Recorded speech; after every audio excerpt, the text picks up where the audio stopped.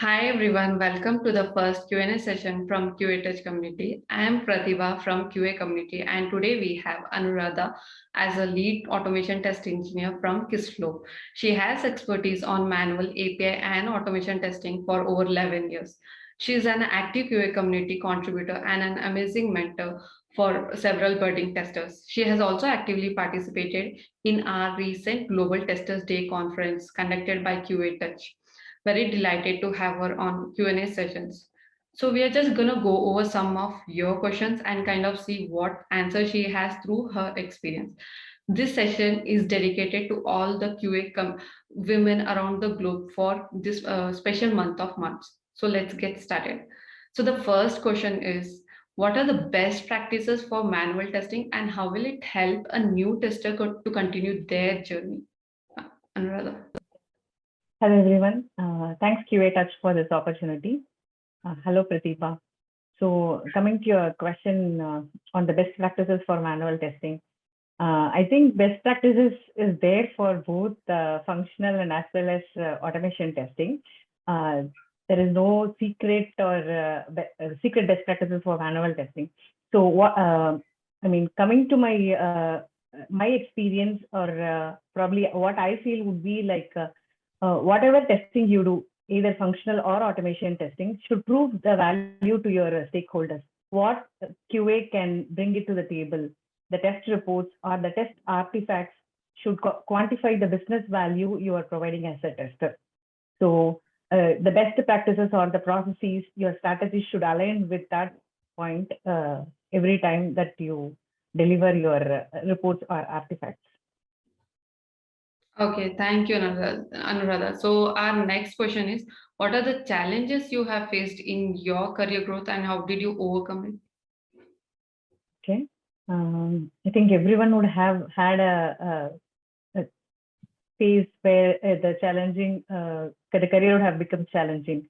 I too had my challenges, own set of challenges. The only thing is that I didn't run away from challenges. I loved those challenges and took it as a step for my continuous learning.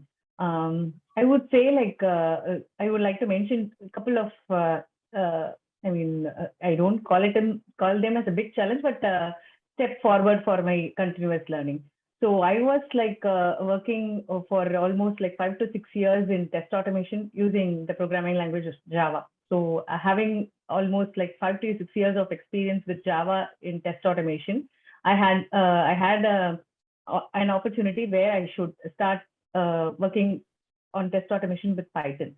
So I took it as a step towards moving towards Python. So it was challenging for quite some time, but it was a very good move. Now, when I look back, it is one of my best moves so far.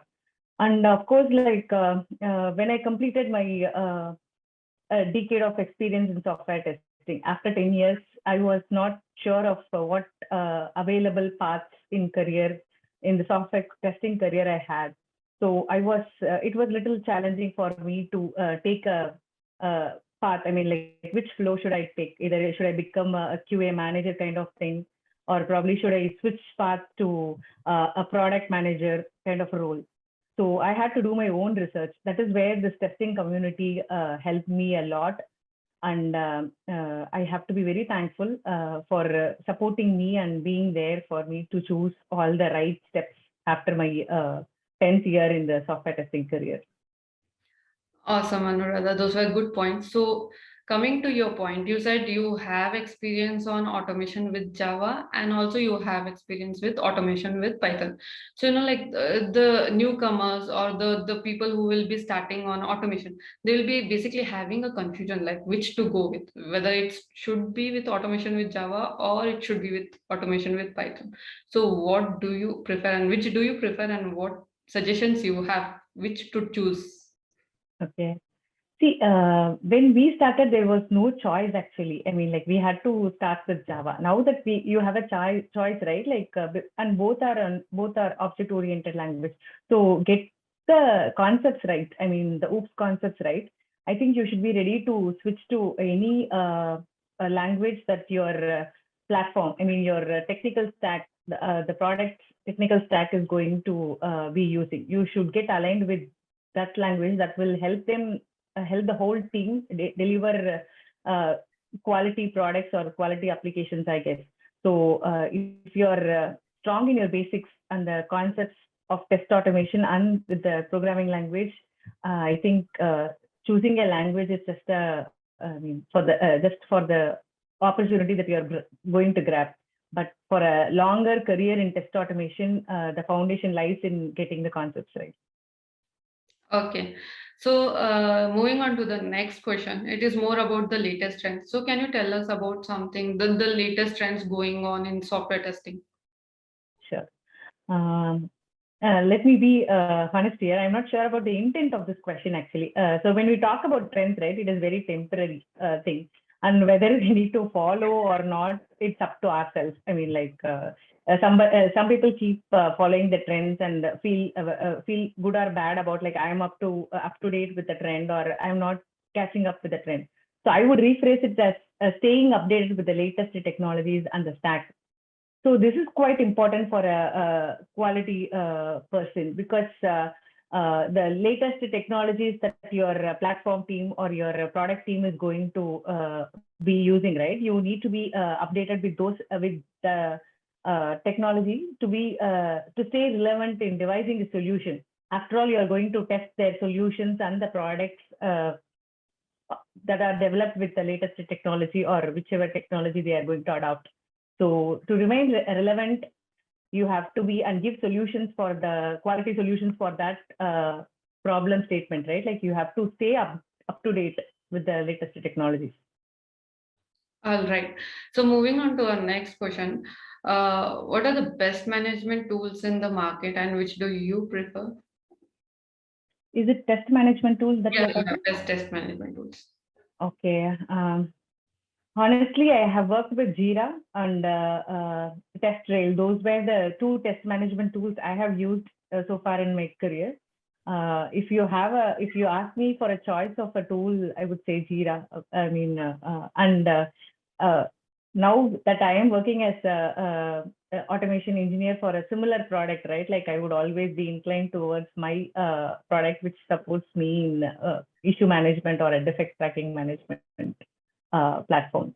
So first choice would be, if I have an experience, it would be Jira. And what about the second choice, if not Jira?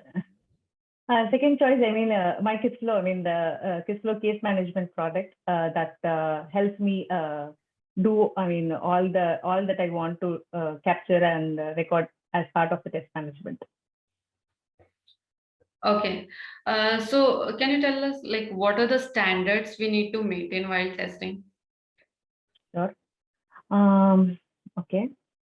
Any work that you do as part of the testing, right? Like it should be recorded and reported in a way that projects the value add that the tester brings to the table.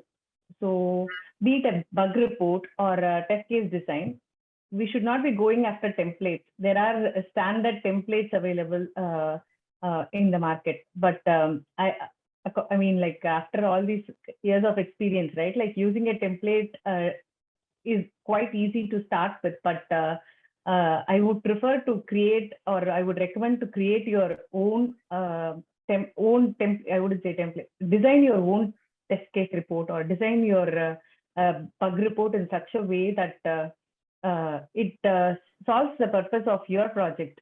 There might be fields that are observed for your in the template that might not make sense to your project. So talk to your product managers, product owners, in fact your peers, like get their feedback continuously. Go over iterations and come up with your own design or own test case. I mean, a report or the test case management tool, probably, in fact, the choice of the test management tool. Don't go over any other opinion or probably follow templates, rather create your own.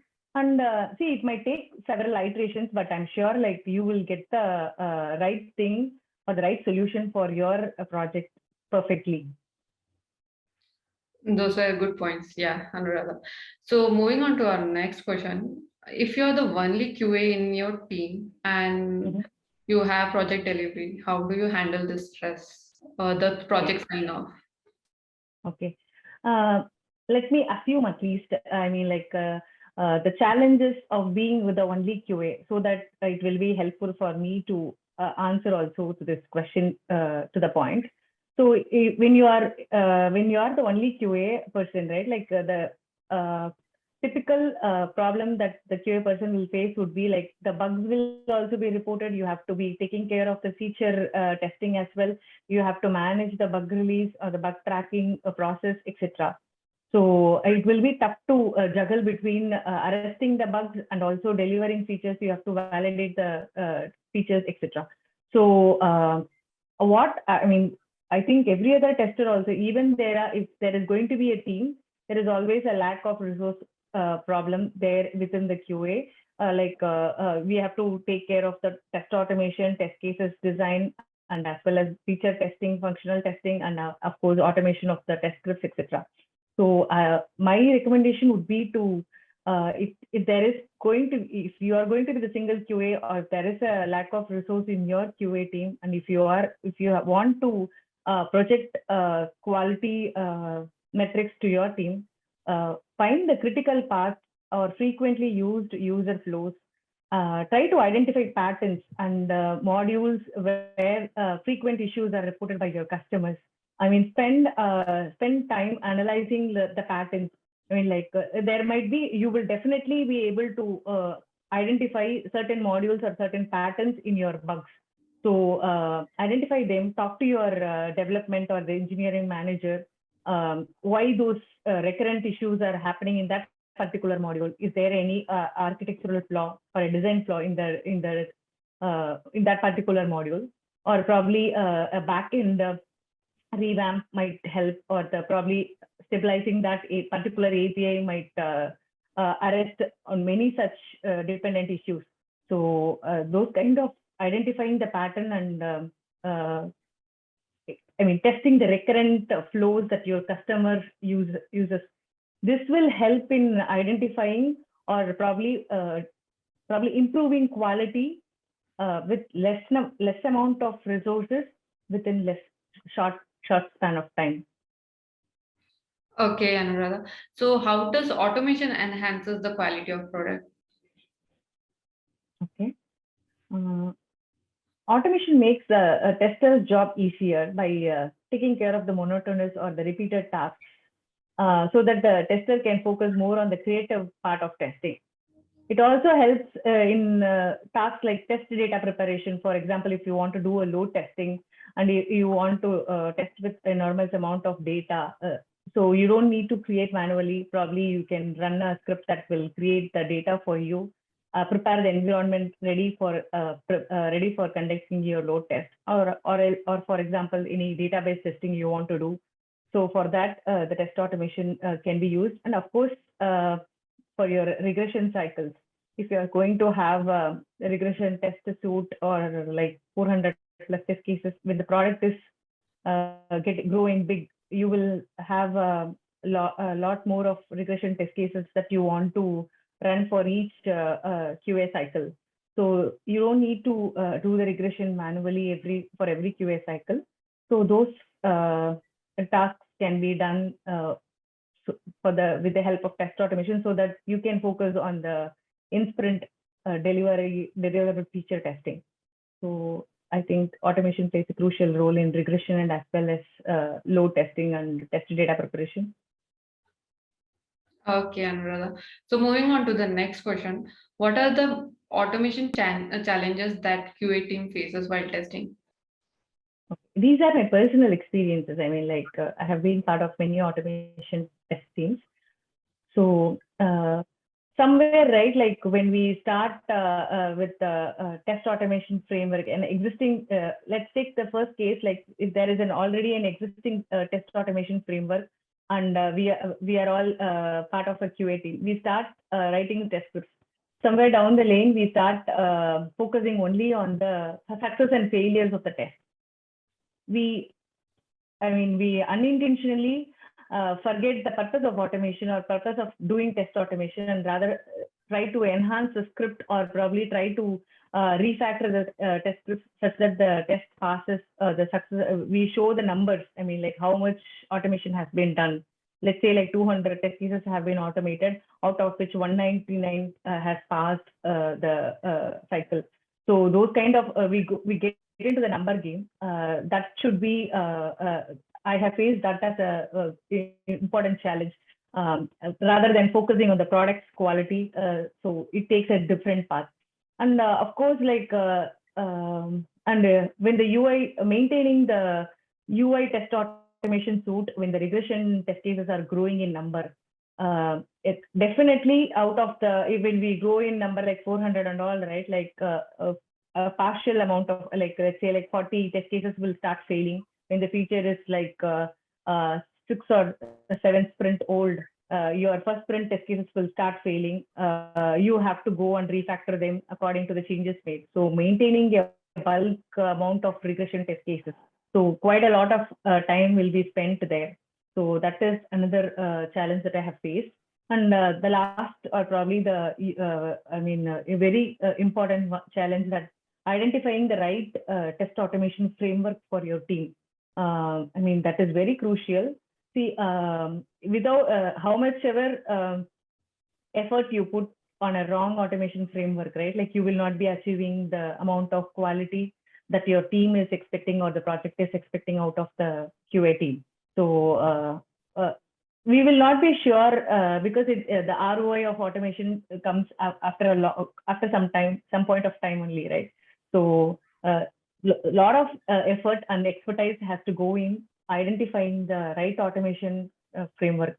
Don't go, not going with the standard frameworks available like the page object model or a keyword driven model, and choosing a right test automation framework which satisfies all the component needs or the module needs of your application. That plays a crucial role. So that is also a great challenge for the QA leads or the lead or test automation engineers. Okay, so we also have coming to automation, we have like frameworks like TestNG, BDD with Cucumber. So how do we choose which to go with, like whether to go with BDD or whether to go with TestNG? See, each has a different purpose. We cannot blindly choose a framework because, as you mentioned, like it is the latest trend, or probably everybody is using that. So analyze the architecture of your application. That is those were the things I mentioned about the concepts when we talk about. So getting the architecture known, be it the backend or the front end. When you are going to design the API test automation framework, analyze the backend architecture. Talk to your backend engineers and what sort of unit test they are writing. Let's say like they are also developing their APIs and unit test cases in Python. So how about using PyTest as the test automation framework for API test automation? Or if they are going to for the front end or the UI automation, right? Like talk to your front end engineers, like what is that framework that they use for front end development. So aligning with them and choosing the framework would be the right choice that you make, rather than making a choice out of the tools available in the market. So you can make you can get a list of tools that are preferred in the community, or that are used by many test teams. But zeroing in on the right automation frameworks should be made by you, talking to your technical engineers, and after knowing the architecture of your platform. That would be the right choice. It's not between either or one or two.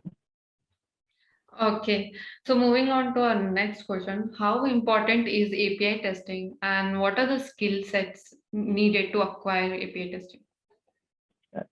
The biggest advantage of API testing is that you don't need to wait till your user interface gets ready during the software development lifecycle, because I think in the second or the third week itself, let's say like a project, second phase or the third phase of the project development cycle itself, your technical design document will be available. For developing API test, right, the technical development document, design document itself is sufficient and you don't need to wait for the user interface to be delivered to you, which is going to happen almost at the end of the development. So, and of course, like maintaining API tests, it's very simple, and the execution time that your API tests are going to take, it's very minimal compared to the UI test. And of course, and last, the failing of UI test is, I mean, the rate is very high than the API test, because I mean, UIs tend to change across the sprints when the feature or probably the product is evolving. And the API, I don't think there will be that many big changes that is going to happen in the backend. So building API test is very crucial so that you can identify and reduce the cost of finding bugs in the later part of the cycle. You can identify the bugs, at least the functional bugs, very early in the cycle and reduce the project cost when it is found in the later part of the cycle. And of course, maintenance is quite easier. Okay. And So, yeah, talking about the skill set, I think you mentioned about the skill set also, right? So I think concept of REST, I mean, the REST and SOAP are the critical, I think, skills you require, like how a REST API is built, the development of REST APIs, and the constraints of REST APIs, and of course the SOAP. So whichever APIs your development team is adapting, probably you need to understand that, and how to validate the APIs. I mean, like either functionally or the test frameworks available, or the tools that can be used to validate the functionality and the performance of the APIs. Those are the skill sets probably that is required for good API testers. Okay, so in addition, what are the tools which are required for API testing? Is there any plugin or? I mean, I use Postman for validating. I mean, like sending a request and the response. That is the first thing any tester would do when given an endpoint. And on top of that, if you are going to have a test automation framework, right? Like, I mean, as I mentioned, the PyTest, I mean, PyRequest, if you are going to do it in Python, PyRequest is just an add-on. I mean, it's a framework that you can easily adapt to and start writing tests using PyRequest itself. And the rest assured, I mean, there are many frameworks that you can use for your API test. I'm not sure about the plugin, what you're asking. No, is there any plugin? I'm just asking, is there any plugin?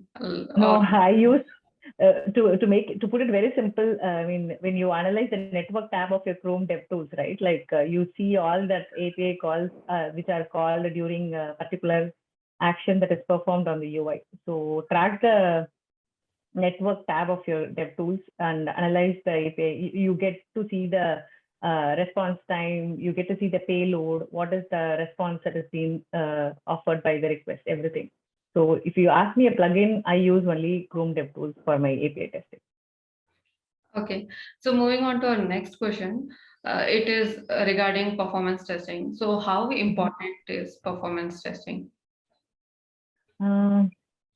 Most of the times we ignore, or probably performance testing is not put upfront in the QA cycle, because I mean, like we care about so much about the functional testing.